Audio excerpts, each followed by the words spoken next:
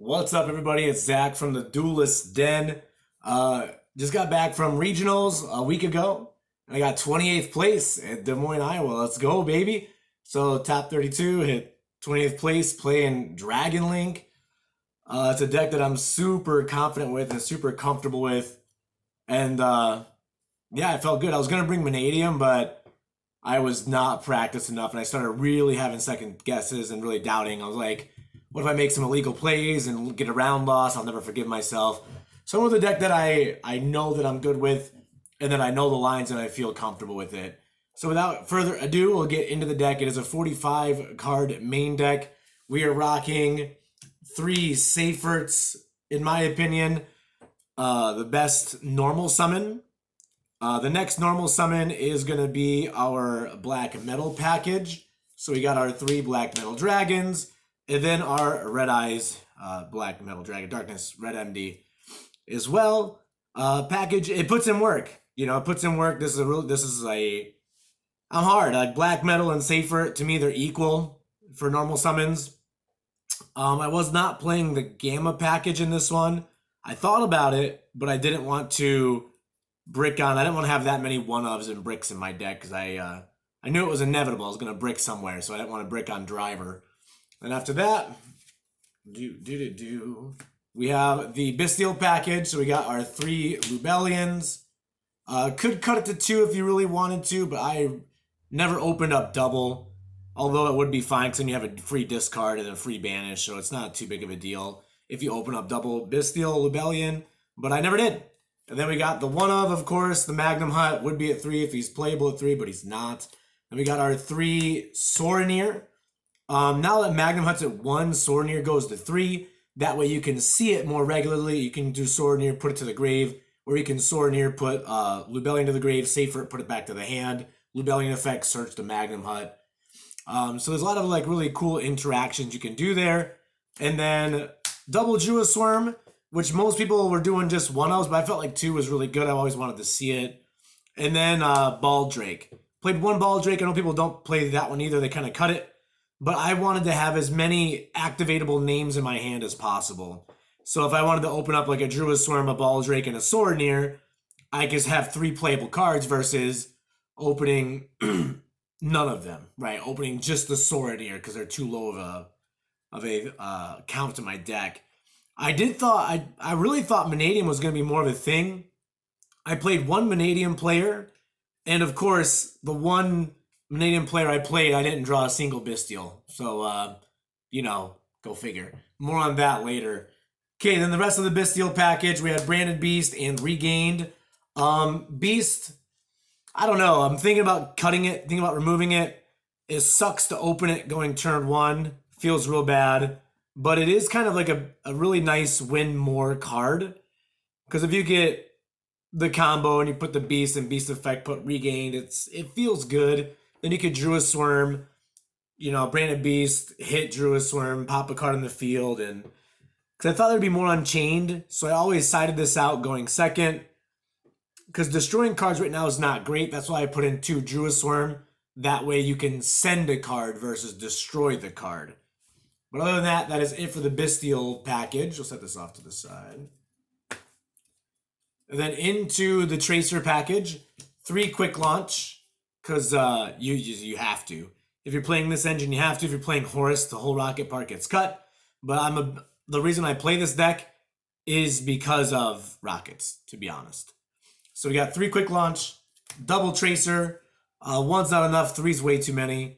And then I got 1 Recharger and 1 Caliber. A lot of people aren't playing Caliber. It says it plays in a nib, but newsflash, the whole deck kind of plays in a nib. But it's really nice to have that one of. Because you can you just need a Dark Link monster, arrow pointing, you can special summon him to that arrow. So that's really handy if you get impermed on Striker Dragon, which happened to me more times than I could count, to be honest. It was strange. So I got hit a lot on Striker Dragon, so I had to search Caliber off Absolouter instead of Tracer because I didn't have Boot Sector, then he could still special himself out, which is very, very nice. Then the final Red MD card, or not Red MD, the final Rocket card is Absolouter. The amount of times I open this card in my opening hand makes me want to cut it. I kid you not. I open Router more times than I can freaking count. And every time I see it, I'm always like, I hate this card, man. I hate this card. But there's a spicy tech in my extra deck for when I do open it, and you guys will see that when we get there. That's it for the Rockets. Moving into our Chaos Engine. Chaos Space at 1, they hit it. I don't really know why. They should have hit anything else, to be honest. Chaos Space, I love this card. I loved it in a lot of other decks as well, but now it's just a one-of, so it is what it is. Then we got Collapse Servant, and Wyvern Burster, and Levianeer.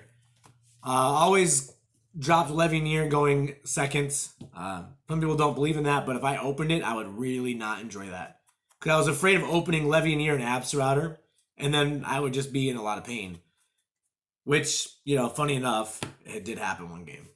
And I'll tell you why. I'll tell you how that game went in a minute here.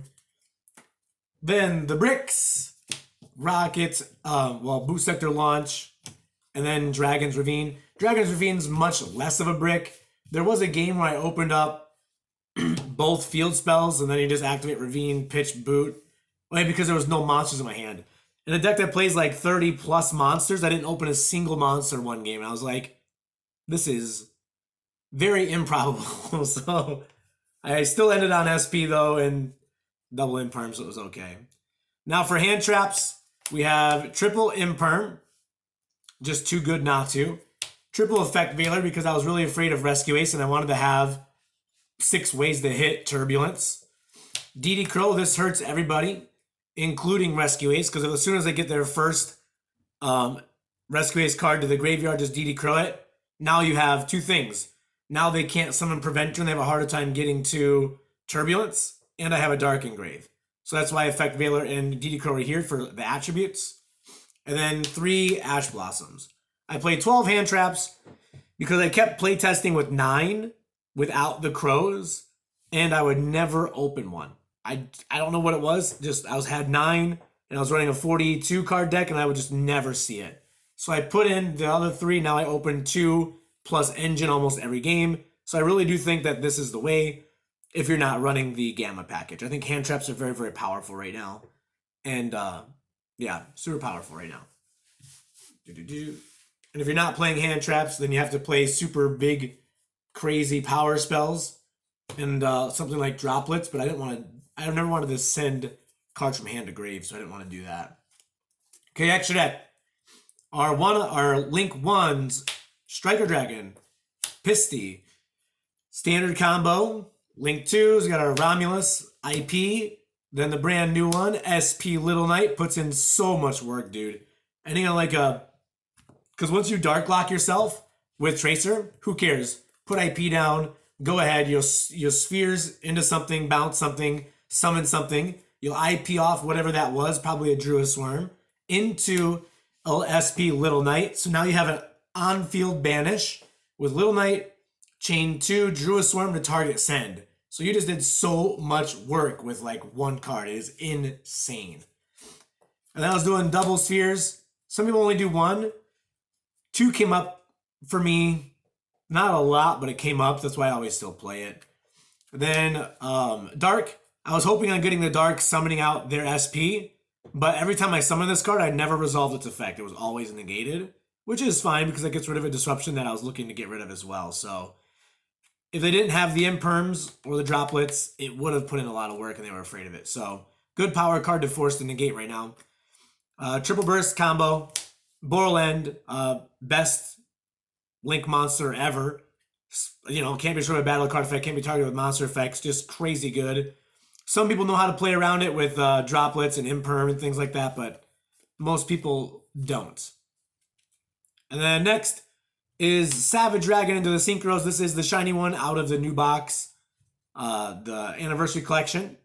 Then we have our, Baron de Fleur must play, Dispatter must play, Chaos Angels Flex Spot. It came up to the point where it just forced negates on the Chaos Angel. So I got to save Dispatter and Baron de Fleur because they had to waste their negates on the Chaos Angel. And now the spicy tech that I was playing, just in case I happen to open up Tracer, Absurrouter, was Mr. Psychic and Punisher. And holy crap, opening up Rocket Tracer and Absorouter never felt so good. Like, it never felt so good. I was like, you open your hand, you're like, oh, come on. But I'm like, wait a minute, I planned for this. I have Psychic and Punisher just for this moment. So there were a couple times I Psychic and Punisher, and my opponents had 0 out to them, so they just scooped. And I was like, hey, that's a easy dub right there. Okay, moving into the side deck, there was triple Book of Eclipses, double Anti-Spell Fragrance, 1 Dark Ruler, 1 D-Barrier, triple Droll, double Nibiru, 1 Evenly, 1 Lightning, 1 Duster. I was playing Thrusts before instead of the Book of Eclipses, but I never ever sided in Thrusts. I always just sided in the cards and prayed and hoped and undreamed, and I always opened whatever one else I put in. I put in Duster, Lightning Storm, and Anti-Spell one game, and I drew all 3. I'm like, hey, let's go. Or no, it was these 3 up top. Evenly, Lightning Storm, and Duster. Open up these 3, and I was like, hey, let's go. Because I was going second, fully wiped the board, and I had Safer in hand, so it worked out really well for me. So, that is it for the deck list, guys. Hope you liked it. Let me know in the comments down below what you do different, what you think should change. But again, 28th place, top 32 regionals. Let's go, baby. Super happy with my performance. Had a lot of power matchups, too. Like, it was Infernoble, Manadium, Vanquish Soul. There was a Marincess player there. What were some of the other power ones? There was a bunch of other ones. Oh, Branded Chimera I went against. Then a Dino deck somehow made it, and they did pretty good. And then there was 2 more matches. I can't remember what it was, though. Yeah, whatever. There was something else, but it wasn't. Couldn't remember exactly what it is. But yeah, this deck absolutely killed it. Performance was great. Still definitely tier 1.5, maybe tier 2 deck. It has a good matchup against pretty much everything unless they Droll, Shifter, or Lancia you. And a lot of people were on Lancia to stop Rescue Ace. So Lancia hurts pretty bad. But you still end on a good board, just not the best board. All right, guys, let me know in the comments down below what you think and what you change. Other than that, have a good one. Don't forget